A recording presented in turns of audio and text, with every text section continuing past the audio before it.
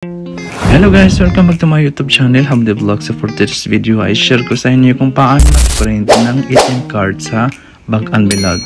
So may mga tao kasi na nakapag-open ng account sa Bank Anbilad tapos hindi pa sila nakapag-request ng card o nakapag-request sila pero hindi dumating yung card. So pag nakapag-request kayo guys ay punta na lang kayo sa self-service machine. So sa video na to ay ituturo ko sa inyo kung paano mag-print ng ATM card sa machine, sa self-service machine. So tara na, panoorin na tapusan ng video na to. At kung bago lang sa channel na to, please don't forget to like and share and click all the bell button para lagi kang updated every time mag-upload ako ng bagong tutorial. So tara na guys, simulan na natin. So guys, nandito na tayo ngayon sa Bank Anbilad. So magpaprint tayo ng ATM card. So i-click natin yan guys. So pilitin yung English language. So i-click natin yung card printing. Ayan, then click natin yung English. Tapos i-click natin yung MADA card. Ayan. Then pagkatapos, ang pipiliin natin dito ay new card kasi bago yung card natin.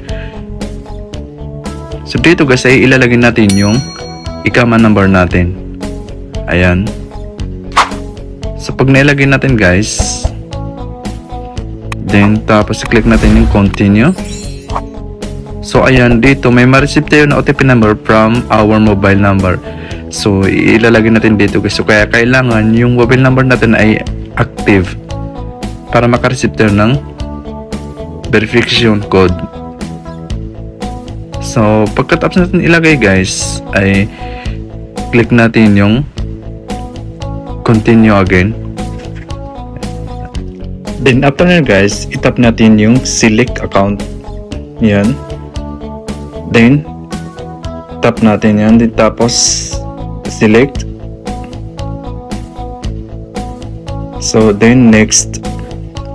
So dito, piliin natin yung right finger. So ipaprint natin yung ATM card natin. So ilalagay natin dito yung finger natin. Yan. Then mag-aantay tayo. So mga ilang minuto guys, ito na guys, na-print na yung ATM card. So ganun lang kadali guys, basta sundan lang yung steps na ginawa ko guys.